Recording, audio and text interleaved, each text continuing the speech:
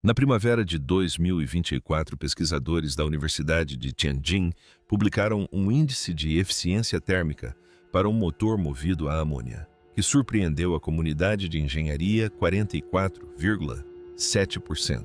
Deixe-me explicar isso em termos simples. O melhor motor a gasolina que a Toyota já construiu atinge uma eficiência máxima de 41% em condições ideais. Este motor superou esse desempenho em quase 4 pontos percentuais, utilizando um combustível que todos os principais órgãos de pesquisa automotiva haviam classificado formalmente como inviável para combustão. Isso mesmo, um combustível rejeitado pela indústria agora está superando a melhor tecnologia de gasolina do planeta. E isso é só o começo, porque o número da eficiência não é o que realmente importa. O combustível em si é. Deixe seu like e inscreva-se para não perder o próximo vídeo. Ao final deste vídeo, você entenderá exatamente por que esse resultado muda o cálculo energético para todos os setores que utilizam combustão. Durante décadas, a indústria de motores de combustão interna operou sob um limite que parecia menos uma limitação de engenharia e mais uma lei da natureza, a eficiência térmica. A porcentagem da energia do combustível, que de fato se transforma em movimento, vinha aumentando desde que os primeiros motores a gasolina entraram em funcionamento na década de 1880. Mas no início dos anos 2000, esse crescimento diminuiu drasticamente. Em 2015, as equipes de engenharia mais brilhantes do mundo chegaram praticamente à mesma conclusão. O limite prático situava-se entre 40% e 42%, e ultrapassá-lo exigiria uma reformulação fundamental da química da combustão ou o desenvolvimento de um combustível que ninguém havia considerado seriamente. Eis o detalhe que coloca tudo em perspectiva.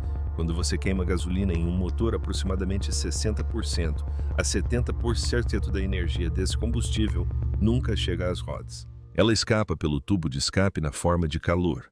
Irradia-se através do bloco do motor para o ar circundante. Desaparece no atrito entre as peças móveis que operam a temperaturas suficientemente altas para derreter o alumínio sem refrigeração ativa. O motor de um carro de passeio comum é, em sua essência, um gerador de calor muito caro, que ocasionalmente move o veículo como função secundária. A maioria das pessoas que dirigem todos os dias nunca pensou nisso.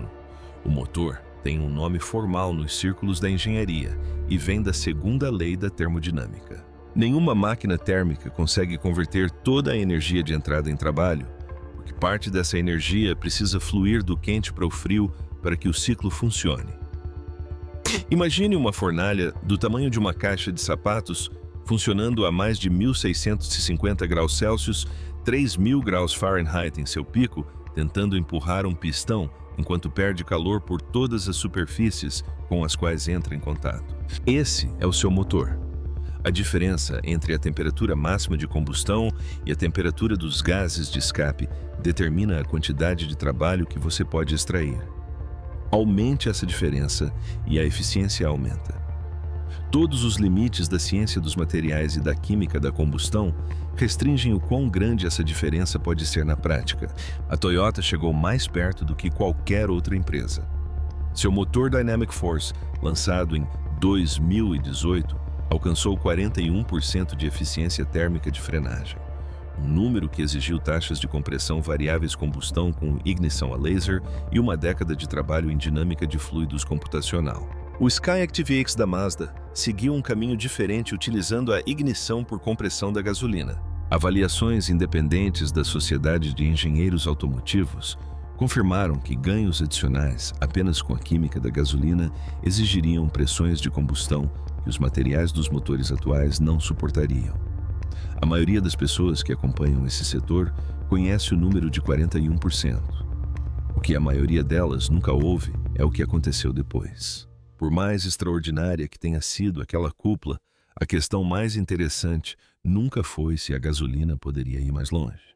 Era se alguém havia estado olhando para o combustível errado durante 30 anos. O anúncio foi feito em 2021. Uma equipe de pesquisa da Universidade de Tianjin publicou resultados preliminares de um motor de combustão interna movido a amônia. não como aditivo de combustível, nem como vetor de hidrogênio queimado em uma célula de combustível, mas como combustível primário em um motor alternativo modificado. A resposta da comunidade científica foi rápida, em grande parte desdenhosa e focada quase que exclusivamente em uma única objeção. A amônia queima muito lentamente. Eles não estavam errados sobre a química. A velocidade da chama da amônia ao ar livre mede aproximadamente 0,07 metros por segundo. A velocidade da chama da gasolina é de cerca de 0,37 metros por segundo, mais de 5 vezes mais rápida. Em um motor de combustão interna de alta velocidade, onde cada evento de combustão dura alguns milissegundos, e o pistão já está se afastando do ponto morto superior antes que a frente de chama se desenvolva completamente, essa folga não é um mero inconveniente. É, pela lógica padrão da engenharia, um fator de desqualificação fundamental. A Sociedade de Engenheiros Automotivos, SAI, avaliou formalmente a amônia como um possível combustível de combustão no início dos anos 2000 e concluiu que sua baixa velocidade de chama tornava impossível uma combustão de alta eficiência sem uma reformulação radical do motor, o que destruiria qualquer vantagem de custo que o combustível pudesse oferecer. A amônia tinha outros problemas em seu currículo. Sua densidade energética por peso é de aproximadamente 9.000 BTU por libra, em comparação com a gasolina, que tem cerca de 20.000 BTU por libra. É corrosivo para ligas de cobre e certas vedações comumente usadas em sistemas de combustível. Sua estreita faixa de inflamabilidade entre 15% e 28% de concentração no ar praticamente não deixa margem para erros na mistura. No papel parecia uma lista de razões escritas especificamente para desqualificar um combustível de consideração séria. Disseram a mesma coisa sobre o diesel. Rudolf Diesel propôs a combustão por ignição por compressão lenta em 1893 e foi informado pelo consenso da engenharia da época que a combustão lenta era um processo inerentemente ineficiente que jamais poderia competir com os combustíveis de queima rápida daquela era. Todos sabemos como isso terminou. A equipe do T-Engine não era ingênua quanto às objeções. O programa, que se expandiu significativamente entre 2021 e 2023, com o apoio do Ministério da Ciência e Tecnologia da China, foi construído sobre a hipótese específica de que o problema da velocidade da chama não era uma propriedade da amônia que tivesse de ser aceita, mas sim um parâmetro de combustão que poderia ser contornado por meio de engenharia. O que eles propuseram fazer a respeito foi a parte que a cobertura da mídia tradicional ignorou quase completamente. Foi aí que o consenso se desfez. A solução não era um novo motor. Era uma nova relação entre a amônia e uma segunda molécula que ela já continha. A amônia não é um composto misterioso. Todo estudante de química a conhece como NH3, um átomo de nitrogênio ligado a 3 átomos de hidrogênio. E o hidrogênio, ao contrário da amônia, queima extremamente rápido. A velocidade de sua chama no ar é de aproximadamente 3 metros por segundo, mais de 40 vezes mais rápida que a amônia pura. A pergunta feita pela equipe de Tianjin era enganosamente simples, e se você não precisasse escolher entre eles? Imagine uma fogueira feita de madeira úmida. A madeira acabará por queimar, mas a chama demora a acender, queima de forma irregular e produz uma frente de chama que nunca atinge a temperatura necessária para que o fogo se mantenha de forma limpa. Agora, imagine adicionar um punhado de gravetos secos diretamente ao centro daquela pilha antes de acendê-la. A lenha fina inflama rapidamente, gera calor com a mesma rapidez e leva a madeira úmida a uma combustão sustentada e estável que a madeira jamais conseguiria sozinha. Você não substituiu a madeira úmida, você a amplificou com uma fração de um combustível de combustão mais rápida. Esse é o princípio de funcionamento da cocombustão de amônia e hidrogênio. E a arquitetura de Tianjin leva isso um passo adiante, pois o hidrogênio não vem de um tanque separado. Dentro do sistema do motor, uma pequena porção do fluxo de combustível de amônia é desviada antes de chegar à câmara de combustão. Ela passa por um catalisador de craqueamento à base de rutênio, que opera a aproximadamente 760 graus Celsius, 1400 graus Fahrenheit. Nessa temperatura, o catalisador quebra as moléculas de NH3, liberando gás hidrogênio e nitrogênio. Esse hidrogênio, tipicamente entre 5% e 20% do volume total de combustível, dependendo da carga do motor, é então misturado novamente com a amônia não craqueada restante e injetado na câmara de combustão. O resultado é um fluxo de combustível misturado que queima com uma velocidade de chama e um perfil de estabilidade inatingíveis para a combustão convencional de amônia. O aspecto que a maioria das reportagens sobre essa tecnologia geralmente ignora é a reação de craqueamento. Ocorre continuamente dentro do próprio sistema do motor, impulsionada pelo calor residual recuperado dos gases de escape. A produção de hidrogênio não requer energia externa, armazenamento pressurizado separado ou infraestrutura dedicada ao reabastecimento. O motor produz seu próprio acelerador de combustão a partir do mesmo combustível que já está queimando. Os dados experimentais publicados por Tianjin mostraram que a variação da combustão, ciclo a, medida padrão de instabilidade da combustão, caiu para níveis comparáveis aos de um motor a gasolina bem regulado. Isso não é uma melhoria marginal, é uma reclassificação completa do comportamento da combustão da amônia. O problema da velocidade da chama foi resolvido, mas resolvê-lo revelou algo que a equipe não havia previsto completamente. E eis o que ninguém menciona quando comemoram o avanço da cocombustão. A amônia contém nitrogênio. O nitrogênio, em altas temperaturas de combustão, reage com o oxigênio para formar óxidos de nitrogênio NOx, uma classe de compostos que está no centro das regulamentações de emissões em todas as principais economias do planeta. O padrão Tier 3 da a Agência de Proteção Ambiental dos EU limita a emissão de NOx de veículos de passageiros a 0,03 gramas por milha. A combustão descontrolada de amônia pode produzir concentrações de NOx, que ultrapassam esse limite por uma margem significativa. Além disso, a amônia apresenta um segundo problema de emissões que a gasolina não tem: o escape de amônia. Amônia não queimada que passa pelo sistema de exaustão é tóxico em concentrações acima de 25 partes por milhão e possui seu próprio limite regulatório de acordo com os padrões da Lei do Ar Limpo.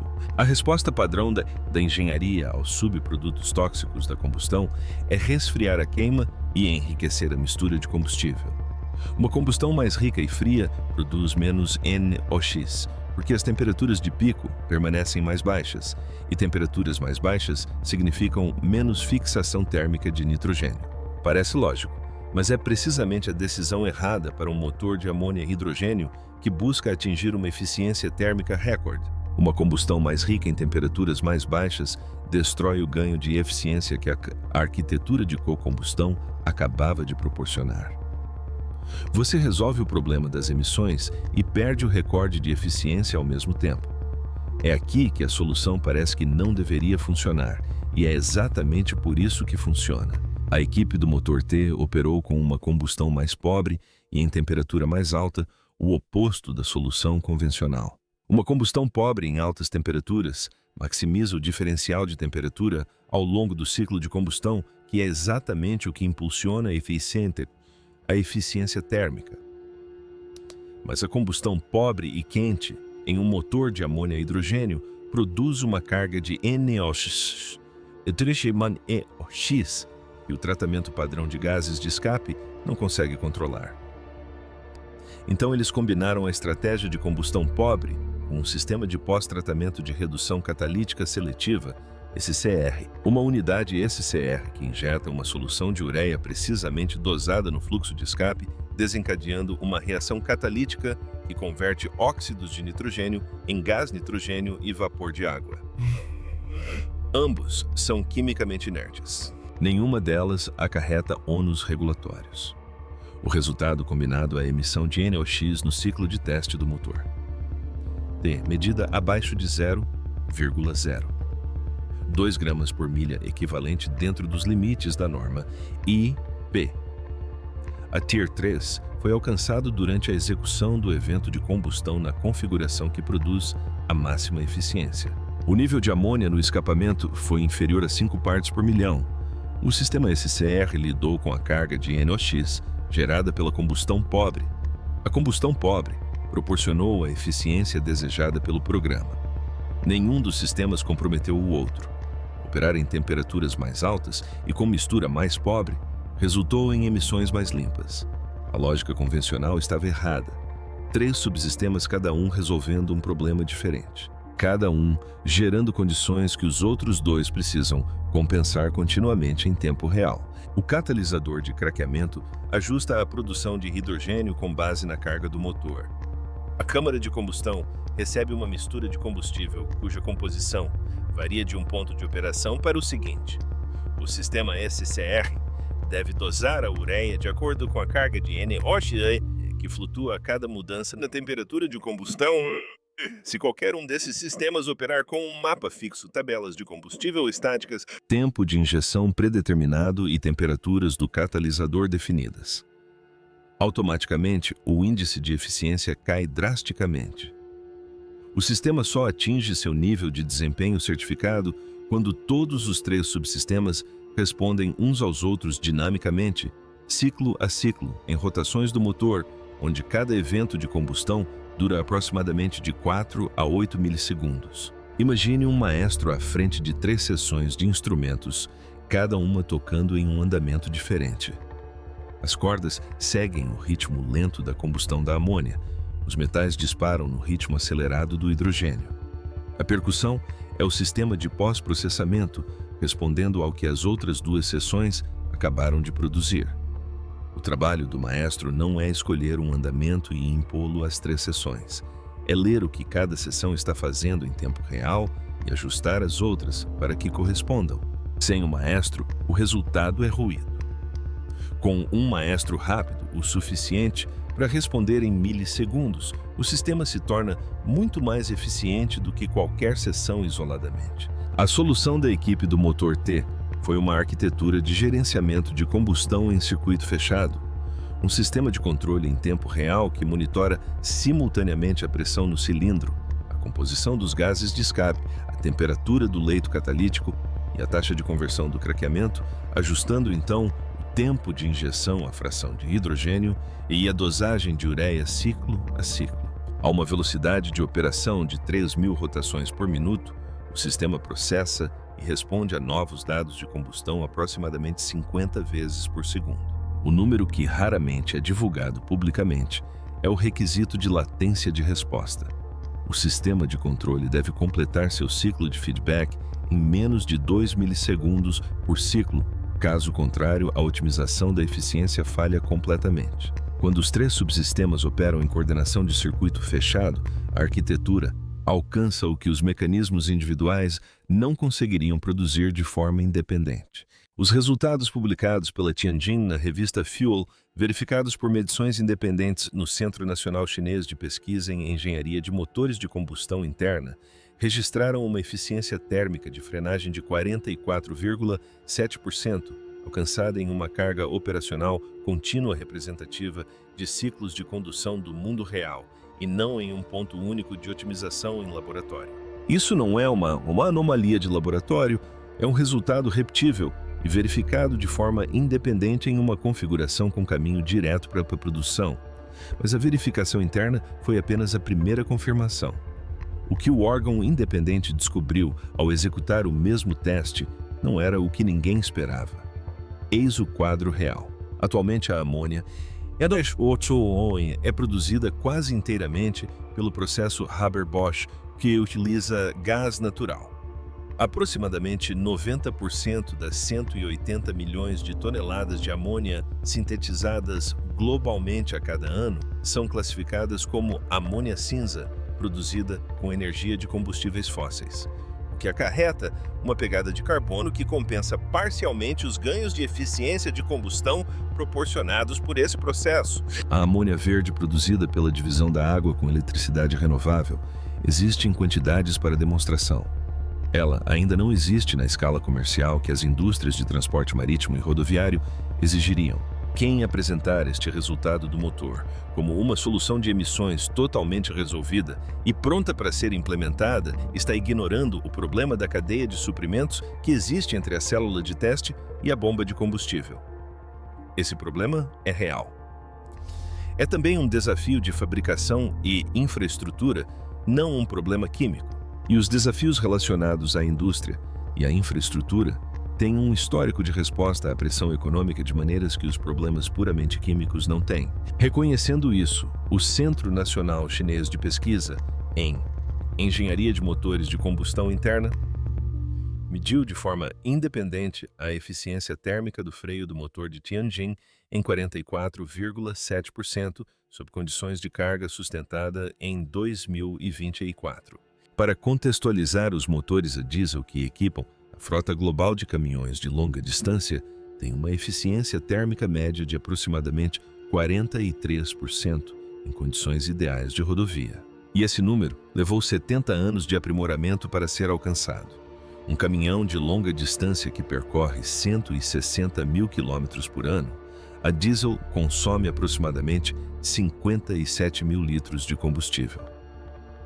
Com a mesma produção de energia, um sistema de propulsão movido a amônia, operando com 44,7% de eficiência, exigiria um volume de combustível que, aos preços atuais da amônia industrial, custaria cerca de 30% menos por unidade de trabalho produzida. Em uma frota de mais de 100 mil caminhões, típica de uma operação logística de médio porte, essa diferença se mede em centenas de milhões de dólares anualmente. O perfil dos subprodutos da combustão é igualmente significativo. Os principais produtos de exaustão do motor de amônia e hidrogênio com pós-tratamento são nitrogênio e vapor de água. A emissão de dióxido de carbono é zero no ponto de combustão.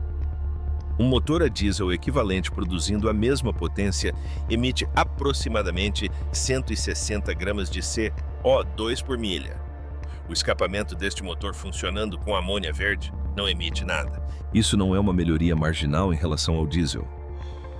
É uma substituição estrutural do perfil de emissões do diesel, utilizando uma arquitetura de motor que se encaixa no mesmo espaço do conjunto motopropulsor que substitui. Se esse número mudou a sua perspectiva sobre essa tecnologia, a próxima parte será ainda mais difícil de acreditar. Inscreva-se para não perder nada quando falarmos sobre o que vem a seguir. O resultado em termos de eficiência está comprovado. Os cálculos de emissões foram verificados.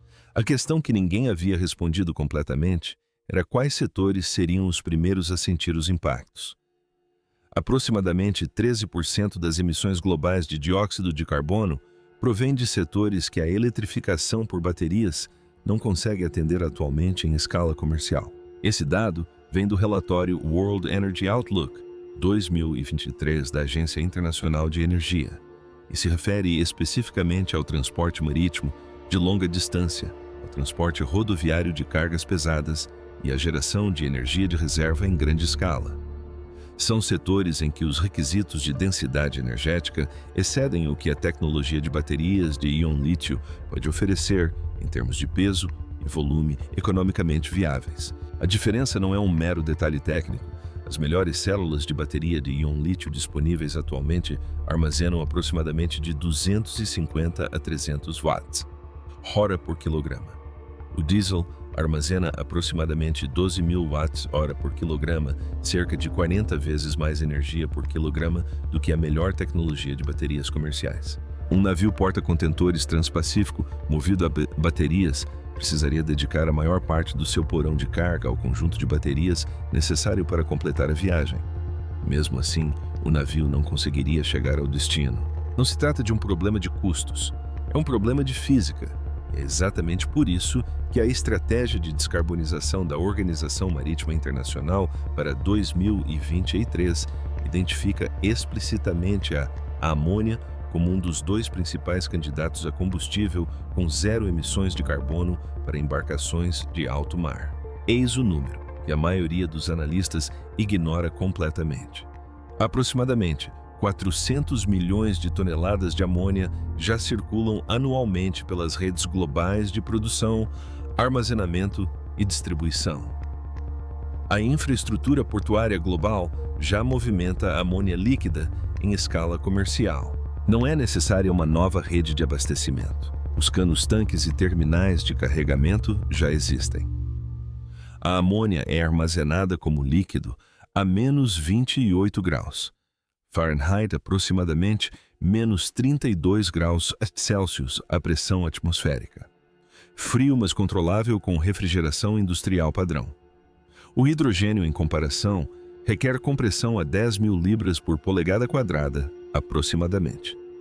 4.536 quilos por centímetro quadrado, ou liquefação a menos 423 graus Fahrenheit, aproximadamente menos 258 graus Celsius. Essa lacuna no armazenamento e manuseio elimina a barreira de infraestrutura que bloqueou os motores de combustão de hidrogênio por 3 décadas, não resolvendo o problema, mas sim contornando-o com uma molécula que já possui uma rede logística global construída ao seu redor. A MAN Energy Solutions e a Wärtsilä anunciaram programas de motores marítimos compatíveis com amônia, visando a implantação comercial antes de 2030. O paralelo histórico é instrutivo. Quando o diesel começou a substituir o carvão no transporte marítimo, na década de 1920, analistas do setor estimaram que a transição levaria 50 anos. Levou 15. A arquitetura de craqueamento a bordo oferece a mesma categoria de vantagem que o diesel oferecia naquela época. Uma verdadeira vantagem técnica que não pode ser replicada simplesmente copiando uma patente, porque a vantagem está intrínseca ao funcionamento do sistema e não aos seus materiais. A limitação de engenharia era técnica, não política nem econômica. Técnica. E foi resolvida. O que vem a seguir não é uma questão de se isso mudará a indústria, mas sim de quão rápido. O motor de combustão interna deveria ser uma vítima da transição energética. Todos os planos confiáveis publicados entre 2015 e 2020 partiam do pressuposto de que ele seria eliminado gradualmente, substituído por sistemas elétricos a bateria e células de combustível de hidrogênio, em um cronograma medido em décadas. O resultado do motor T traz à tona uma possibilidade que esses planos não previram o motor de combustão com o combustível certo pode não ser a tecnologia a ser substituída, mas sim o próprio veículo de transição.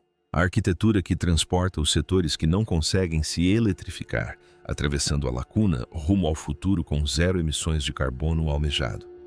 Por esses planos, não é uma pequena revisão da narrativa convencional. É uma história completamente diferente. Se você chegou até aqui agora, entende mais sobre a combustão de amônia do que a maioria das pessoas que escrevem sobre o assunto profissionalmente. O que foi comprovado de fato naquela célula de teste de Tianjin foi o seguinte: um motor de hidrogênio-amônia de circuito fechado, utilizando craqueamento catalítico a bordo e redução catalítica seletiva. Após o tratamento, alcançou uma eficiência térmica de frenagem de 44,7%, com emissão de carbono próxima de zero, no escapamento superando o melhor motor a gasolina já produzido com um combustível, que possui uma cadeia de suprimentos global existente em uma configuração com caminho direto para a produção. Os mecanismos não são exóticos. Os materiais não são raros. A infraestrutura já existe. O que faltava era a comprovação de que 3 subsistemas simultâneos poderiam ser coordenados com precisão suficiente para superar o limite que toda a indústria considerava fixo. Essa comprovação agora existe. Os setores que não podem esperar pelas baterias já perceberam isso. A questão que permanece é aquela que determinará a velocidade com que essa tecnologia avança. Não é se a combustão de amônia é viável. Essa questão foi respondida em uma célula de teste em 2024. A questão agora é se a cadeia de suprimentos de amônia verde conseguirá escalar rápido o suficiente para acompanhar uma tecnologia de motor que já está adiantada em relação ao cronograma. Essa lacuna entre a engenharia comprovada e a infraestrutura inacabada é onde se desenrolará a próxima década da transição energética. E essa lacuna será eventualmente preenchida pela pressão econômica e não por novas tecnologias químicas. Se isso mudou sua perspectiva sobre o futuro da combustão, clique no botão curtir e que inscreva-se para não perder as próximas novidades. Agora, quero saber a sua opinião nos comentários. Você acha que os motores movidos a amônia são o combustível de transição que a transição energética realmente precisa? Ou isso é apenas ganhar tempo para as tecnologias de baterias e células de combustível, que eventualmente irão preencher a lacuna de densidade energética de qualquer maneira? Ambos os lados desse argumento têm fundamentos de engenharia sólidos, e eu quero saber qual é a sua opinião.